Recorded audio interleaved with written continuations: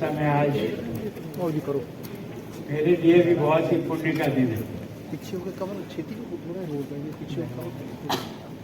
और ये भी गुरुजी बिना भाग्य के नहीं मिलता,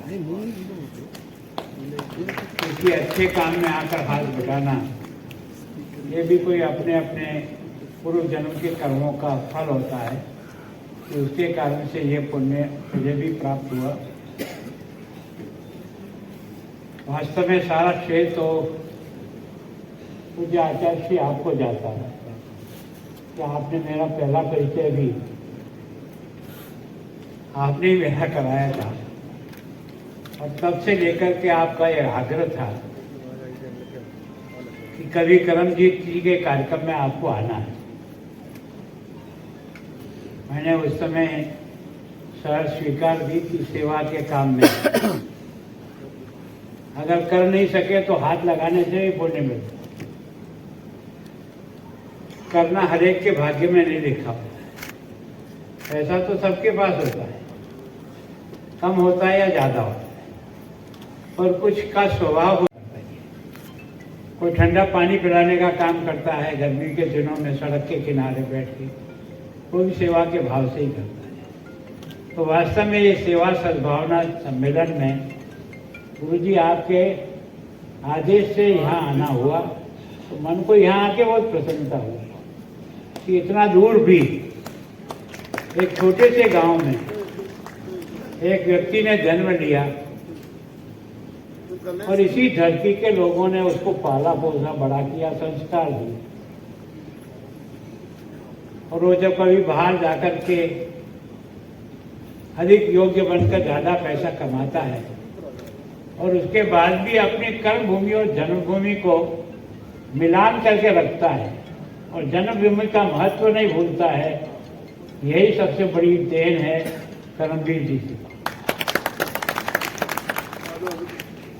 और इस कारण से मेरा स्वाभाविक था कि ऐसे पुनीत काम करने वाले व्यक्ति का मान करना समाज की ओर से, पंजाब की ओर से मेरा दायित्व बनता है, क्योंकि मैं यहाँ का राज्यपाल। अगर पंजाब के हर व्यक्ति का जितने कोई समाज और देश के लिए अच्छा काम किया है उसका सम्मान करना, उसकी प्रतिष्ठा बढ़ाना मेरा दायित्व बनता है, मेरा एहसान नहीं बनता। और मैं हमेशा यही सोच करके हर कार्यक्रम में जाने का प्रयास करता हूँ जहाँ तक मेरे से संभव हो सकता है। सच में मुझे बहुत आनंद का अनुभव हो रहा है कि जब मुझे दो व्यक्तियों से जोड़ा इन्होंने, एक करमजीत जी से और एक अनिल मोगा जी से। दोनों की सेवा का देखकर मुझे लगा कि वास्तव में आचार्य जी ने भी समाज में से उन रत्नों को छांटने का प्रयास किया जो वास्तव में समाज को आगे संस्कार देने का काम करते हैं। एक व्यक्ति के काम से हजार व्यक्ति इसके बारे में सीखेंगे, अपनी अपनी शक्ति और सामर्थ्य के अनुसार सेवा के इस महान काम में अपना योगदान देंगे। इसलिए इन कार्यक्रमों का विशेष महत्व है। मुझे बताया कि आचार्य जी आपसे तो मेरा बहुत ही कई लंबा समय से संपर्क हुआ है और ये जो आपने अहिंसा विश्व भारती संस्था जो स्थापित की है, आपका इसलिए ज्यादा सम्मान कि आपने भारत की इस महानता को दुनिया के लोगों के सामने भी रखने का प्रयास किया, जिसके कारण से भारत की इस महानता का अर्थ क्या है दुनिया इसको समझ करके इस दिशा की ओर सोचना शुरू करे। आज मुझे यहाँ जो सामने लोग दिख रहे हैं, आप हम यहाँ बैठे हैं जो कोई बहुत बड़े नहीं हो गए, ये कोई छोटे नहीं हो गए। समाज के हर व्यक्ति की अपनी उपयोगिता है, हर व्यक्ति मिलकर के समाज बनता है और समाज मिलकर के देश बनता है। और इसलिए वास्तव में हम सब मिलजुल करके व्यवस्था के हिसाब से हम यहाँ हैं, आप वहाँ हैं, एमएलए साहब भी यहाँ विराजे हुए हैं, मुझे बताया गया, बैठे हुए हैं। अब ये वास्तव में क्या है कि हर एक का नाम लेना संभव नहीं। अब मैं सोचता हूँ कि यूपीएससी के और हमारे उस समय के पंजाब के अध्यक्ष, जब से इनसे मेरा परिचय हुआ है मुझे लगता है कि व्यक्ति चाहे गांव में हो चाहे किसी भी घर में पैदा हुआ हो, अगर वो अपनी योग्यता बढ़ाने का प्रयास करता है तो वो स्वयं अपना काम नहीं करता है, समाज के सब लोगों का काम करता है और समाज के लिए उपयोगी बनता है। इसलिए समाज के सब लोग उनको प्यार करते हैं। तो वास्तव में आज बहुत ही एक तरह से प्रेरणादायक आयोजन है। मैं सोचता हूँ कि जो फाउंडेशन आपने बना रखा है, उस फाउंडेशन के माध्यम से सारा डिटेल यहाँ पे दिया नहीं, बाकी इतनी सेवा के प्रकल्प आप अपने, सबसे बड़ी बात है कि जब आदमी अपने आप में बहुत बड़ा बन जाता ना, तो आप और हम सब सोचते हैं हमारे बच्चे कोई ऐसी जगह पढ़े जिससे बहुत कुछ सीखे, पर आपका ये बड़प्पन है कि गांव के स्कूल में और गांव के यहाँ रख कर के आपने बच्चों को संस्कारित करने का प्रयास किया ताकि जड़ से जुड़े रहने का स्वभाव बने। जड़ से जुड़े रहेंगे तो ही फलेंगे फूलेंगे, और जड़ से अगर कट जाएगा ना तो बच्चा संस्कारों से कट जाएगा, और संस्कारों से कट जाएगा तो बुढ़ापा बिगड़ जाएगा। हम सब लोग इस बात को अनुभव करते हैं। तो मैं सोचता हूँ वास्तव में आपने इस माध्यम से बड़े अच्छे अच्छे काम करने का प्रयास किया, और वास्तव में आचार्य श्री का तो मैंने कई वर्षों से देखा है। जैन समाज का प्रतिनिधित्व मतलब आचार्य लोकेश मुनि, जहाँ भी टीवी जब खोलेंगे जहाँ खोलेंगे, चाहे वो अमेरिका हो, चाहे इंग्लैंड हो, चाहे वो भारत हो, चाहे लाल किला हो, चाहे मुख्यमंत्री हो, चाहे प्रधानमंत्री जी हो, जितने कार्यक्रम में मैं देखता हूँ लगभग सब कार्यक्रमों में आपकी उपस्थिति में, और ये आपका सम्मान नहीं है। अगर इंग्लैंड के में आपको जो सम्मान प्राप्त हुआ है वो वास्तव में मैं सोचता हूँ कि इंटरनेशनल पीस अवार्ड अगर वहां की पार्लियामेंट आपको देती है तो अकेले लोकेश मुनि का सम्मान नहीं है, भारत की इस महान संस्कृति के उन कणों का सम्मान है जिसके कारण से आज ये भारत एक तरह से अहिंसा के झंडे को लेकर के दुनिया में चल रहा है। आपने समाज के सब लोगों को जोड़ने का प्रयास किया है ना। यहाँ अलग अलग तरह के कई लोग संत विराजे, कई श्रेष्ठ लोग विराजे हुए, बहुत सेवाभावी लोग यहाँ है। इन सबको आपने एक स्थान पर लाने का प्रयास किया, इसके लिए भी आपका बहुत बहुत सम्मान। मैं सोचता हूँ कि आप लोगों ने जो कुछ भी इस समय किया है, मैं तो इतना ही जानता हूँ कि हमारे यहाँ सेवा जो है ना वो सबसे बड़ा काम माना जाता है। जैसे गुरुजी ने कहा ना कि हमारे यहाँ कोई भी आप धर्म ग्रंथ उठा लो, सबसे बड़ा काम अगर कोई माना जाता है तो वो दूसरों का भला करना, यही हमारा सबसे।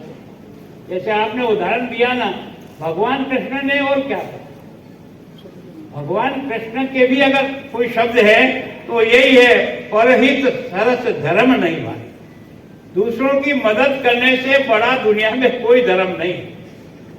आपने देखा होगा कि गुरु नानक देव ने भी एक तरह से जिन शब्दों का प्रयोग किया है उसमें उन्होंने बताया कि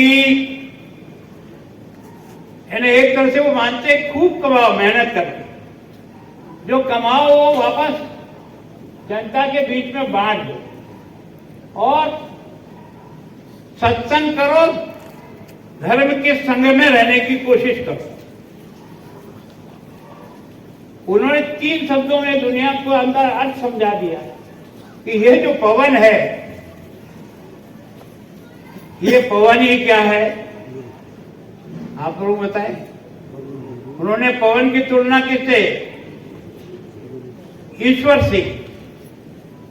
पवन भगवान है, जल जो है वो एक तरह से पिता है, और ये धरती है ये हमारी माता है। इसका मतलब यह है कि जिन चीजों से आप, मैं और बना हूं और यहां तक आया हूं, उसके प्रति हमारा कितना बड़ा उत्तरदायित्व है, उसको ठीक रखना, उसको अच्छा रखना, ये हमारा धर्म है ना। गुरु नानक देव ने छोटी छोटी बातों से हमको जीवन कैसे जीना है, ये गुरुवाणी में जो आप बोलते हो ना, ये छोटे छोटे शब्दों से मनुष्य को अच्छा कैसे हो सकता है, अगर वो इनकी पालना करे तो अच्छा हो सकता है। तो मैं सोचता हूँ ये जो जिस प्रकार का स्वभाव करमवीर जी आपका बना है, ये भी कोई ईश्वरीय देन है। आप और हम चाहे ना तो कभी कभी ये मिलता नहीं। ये पाप पुण्य क्या है जीवन का, ये यही है। जो आप कमाओगे वही तो खर्च करोगे। जितना कमा सकते हो कमाओ, जितना खर्च करने के लिए ऊपर वाला देगा ही देगा। आपने गांव के स्कूल से लेकर गांव की हर सुविधा ले, मुझे भी एक कागज आपने पकड़ाया था, सड़कें दिखाई। अभी मैं सवेरे से चल रहा हूँ, लगभग 2-2.5 घंटे तभी हो गए, और वापस जाऊंगा ठीक चंडीगढ़ तक, तब 3.5-4 घंटे और लगेंगे। तो आपने मेरे पूरा पेट भी टेस्ट भी कर दिया कि फिट है कि नहीं है राज्यपाल। लेकिन इसमें मुझे दुख नहीं है, जब तक हम घूमेंगे नहीं, लोगों की समस्या को समझेंगे कैसे? घूमेंगे तभी तो समझ पाएंगे, है ना। जितना लोगों के बीच में जाएंगे, लोगों की समस्या के आधार पर अपना ज्ञान बढ़ेगा कि वास्तव में तकलीफ क्या है और करना क्या है। अगर कहीं कैद बैठे रहेंगे तो वो कैद की जिंदगी का कोई लाभ नहीं है। और इसलिए मैं पहले से ही आदत में हूं, और यहाँ आकर के मैं आप सबके चरणों में वंदना कर रहा हूँ, निवेदन कर रहा हूँ, प्रार्थना कर रहा हूँ, इस नशे से पंजाब को बचाओ। मैंने जो कुछ भी आकर के यहाँ देखा है, मेरा दिल बहुत कष्ट पा रहा है। ये बहादुरों का मुल्क क्या, जिससे साला को सर देने का 1 सेकंड भी देर नहीं लगाई हो। ये धर्म और संस्कृति की रक्षा के लिए कितने बलिदान हुए हैं यहाँ के, है ना। सबसे पहले दुश्मन आके कहीं टकराया तो हमारी सीमा पर आकर टकराया है। महाराजा रणजीत सिंह जी ने सबसे पहले उनके घुटने टिकाए थे।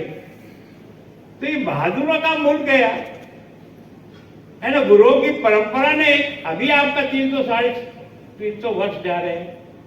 कोई दुनिया में कोई उदाहरण ढूंढ सकता है अब तक की जन्मांतर तक कि कोई व्यक्ति धर्म के लिए अपने छोटे से 8-9 साल के बच्चे ने कहा कि आपसे ज्यादा बड़ा आदमी कौन होगा जो इसके लिए बलिदान चाहता है। मैं सोचता हूँ यार, ये जो बच्चे के मन में जो भाव आया ना, ये कोई बड़ी अदृश्य शक्ति ऊपर रहती है जो बच्चे को ये बुलाती है, और उसके कारण से पिता तुरंत तैयारी करके उस रास्ते पर पैदल निकल जाते हैं, ना। ये कोई साधारण है। और जिस समय उनका चांदनी चौक में जिस दिन कत्ल हुआ था, उसके पहले जो दोनों लोग थे, है ना, एक तो सीता क्या सतीदास मतीदास ज्यादा, है ना। सतीदास मतीदास को थारे से धीरे धीरे काटता गया और पूछता रहा, उनको दिल को यह टटोलने की कोशिश की कि तेरी भी यही हाल होगी। लेकिन उसको देखने के बाद भी उस बहादुर ने इस बारे में विचार नहीं किया कि क्या होगा, और उसका सर धड़ से हो गया। इसीलिए शीशगंज गुरुद्वारा बना।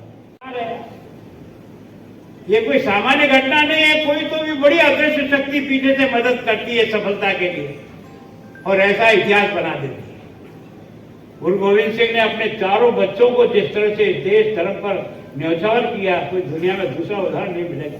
मैं बार बार कहता हूं कि वो 9 साल का बच्चा, 11 साल का बच्चा क्या जाने क्या तो धर्म होता है और क्या धर्म पर बच्चों को एक तरह से दूध के साथ जो संस्कार मिले ना, वो बच्चे 2 युद्ध में काम आ गए और 2 दीवारों में चुने गए।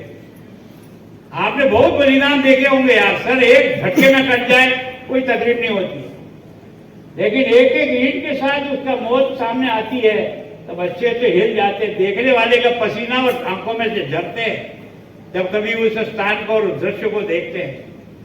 लेकिन किस प्रकार की बच्चों का निर्माण होता है। जोरावर जोर से बोला, फतेह सिंह शोर से बोला, धरो ईंटे रखो गारे, चुनो दीवार हत्यारे, निकलती सांस बोलेगी, हजारों बार बोलेगी, यही दीवार बोलेगी, मेरे देश की धर्म हो, मेरे दशमेश की जय हो। ये संस्कार कौन देता? ये हमारे बाप दादाओं के बलिदान का है, नहीं तो अपन सब हवा हो जाते। अगर वो कुर्बानी नहीं करते ना, तो आज अपना ये देखने को नहीं मिलता। ये देश किस रूप में होता ये ईश्वर जाने, लेकिन कोई न कोई बचा लाता है इस देश को। तो ये देश बचता है किसके कारण से? कुछ श्रेष्ठ लोगों के काम से चलता है। हम किसी गरीब की सहायता करके अगर उसको आगे बढ़ाने का प्रयास करें, पता नहीं कब इनमें से कौन बच्चा सरदार पटेल बन करके देश की हिफाजत कर जाए। हमारा काम तो छोटा सा ही है, लेकिन उस छोटे से काम में देश का भविष्य है। अगर किसी के घर में अभाव रह गया या किसी कारण से वो तकलीफ में है, अगर हमारे पास, मैंने तो वास्तव में मैं इस पंजाब को देख करके बहुत आश्चर्यचकित हूँ। आपने देखा होगा कि जिस समय ऑपरेशन सिंदूर चल रहा था, मैं यही था, मैं राजस्थान का ही रहने वाला हूँ, हमको भी रोज ये सीमा पर युद्ध को देखने का काम पड़ता है, लेकिन हम अपने कई गांवों को खाली करा देते हैं कि युद्ध के समय में उनका। यहाँ की बहादुर कौम ने कहा कि अगर मेरा सैनिक मर सकता है सीमा पर, तो मैं यहाँ से कैसे इसको छोड़ के जा सकता हूँ। ये बहादुरी कम होती है। और इस बाढ़ के समय में जो मैंने प्रत्यक्ष अपनी आंखों से देखा, मैं सोच नहीं पाया क्या चीज है। हमारा प्रशासन देर से पहुंचा, लेकिन वहां के लोकल लोग जो साधन उनके पास थे, उन लोगों को बचाने के लिए रास्ता और जो लेकर के निकल सकते थे निकला। एक भी गुरुद्वारा ऐसा नहीं रहा जिसने लंगर को 24 घंटे नहीं चलाया। ले जाओ और आप आओ तो उसी पंगत में बैठिए। ये समाज में इससे ज्यादा समानता का व्यवहार क्या हो सकता है। इन छोटी छोटी बातों से हमको संस्कार देने का प्रयत्न किया कि वास्तव में हमारा देश है जो कह सकता है वसुधैव कुटुंब, सारी दुनिया को अपना परिवार मानते कोई बोल सकता है? केवल और केवल भारत बोल सकता है और कोई नहीं बोल सकता। सर्वे भवन्तु सुखी। हमें कभी ये नहीं कहा कि मैं खुश रहूं और मैं खुश रहूं। हमने सब मानव मात्र को चाहा है, लेकिन इसका मतलब ये नहीं है कि हम जुर्म को बर्दाश्त करते। हमारे गुरुओं ने हमको सब प्रकार की शिक्षा दी, शस्त्र विद्या भी सिखाई कि अगर आवश्यकता पड़े तो इसको उठा करके भी धर्म की रक्षा के लिए इसका संवाद करो। भगवान कृष्ण ने यही तो कहा। ये भगवान कृष्ण ने गीता का उपदेश और क्या दिया है? कोई रिश्तेदार, कोई भाई नाता नहीं होता है। जो अपराध करता है उस अपराधी को दंड मिलना चाहिए, चाहे वो कोई भी व्यक्ति हो सकता है। तो मैं सोचता हूँ ये जो संस्कार है हमें कहाँ से मिले? इस धरती माता से मिले, हमारे पूर्वों और पूर्वजों से मिला। उन्होंने हमको पाल पोस करके बड़ा किया। ये जो कुछ भी योग्यता है ये अपने अकेले की नहीं है, संपूर्ण समाज की योग्यता हमको मिलती है। न करो, कई लोग चुकाते नहीं और दुनिया से चले जाते हैं। कई लोग भाग्यशाली होते हैं, कुछ कर्जे को चुकाने का प्रयत्न करते हैं, और जो चुकाने का प्रयत्न करता है ये ऊपर वाला ही बड़ा मेहरबान है। ये कमाल कुछ चीजें होती है ना ये। और वास्तव में आप सबसे अंत में रहते हो, तो हमारे प्रधानमंत्री बार बार कहते हैं कि सबसे अंतिम। तो समाज जब ये महसूस करता है तब जाकर के समाज उठता है। मैं सोचता हूँ कि हम बहुत अच्छे भाग्यशाली है कि आपका यहाँ सम्मान करने का हमको मौका मिला। सम्मान लोग दिल से करते हैं, जिनकी मदद करते हो वो आपको महसूस करते होंगे कि क्या हो रहा है। तो वास्तव में मैं सोचता हूँ जो कुछ आप कर रहे हो, भगवान आपको और ताकत दे, जिससे अधिक करे और अधिक से अधिक सेवा करे, और हमारे लायक जो काम हो निसंकोच भाव से बताओ। हम प्रशासक नहीं हैं, हम जनता के सेवक हैं। पहली तारीख को तनख्वाह आप सबके टैक्स के खजाने से हम उठाते और अपना परिवार चलाते। हमें आप लोग ही पाल पोस रहे हो, तो हमारा दायित्व होता है कि हम उस जनता को, जिस जनता ने मुझे पाला, आज भी पाल रहा, उसकी जितना सेवा करके कर्जा उतार सकता हूँ उतारने का प्रयत्न करूँ। तो सोच करके मैं आप सबके बीच में आया हूँ। आप में से कोई भी कभी भी किसी भी प्रकार की समस्या है आप पत्र लिख कर भेजें। थोड़ा सा मुझे पंजाबी समझने में दिक्कत होती है, पर मेरे साथ समझता है, मैं वो उनसे पढ़ा करके कर लूँगा। लेकिन आप मुझे लिखिए ताकि मैं आपके किसी काम आ सकूँ। तो मैं बहुत अपने आप को भाग्यशाली समझूंगा कि मेरे को कोई अच्छा काम ईश्वर ने मुझे दिया है। एक बार आप सबकी ओर से भाई करमजीत जी का, इनके सारे के सारे फाउंडेशन का, इनके जो भी सदस्य एकदम नौजवान हो, है ना, अपने पिता से संस्कार लेकर के इस दौलत को आगे बढ़ाओ। जिंदगी में अगर कुछ मिलेगा तो यही मिलने वाला है, बाकी कुछ नहीं मिलने वाला है।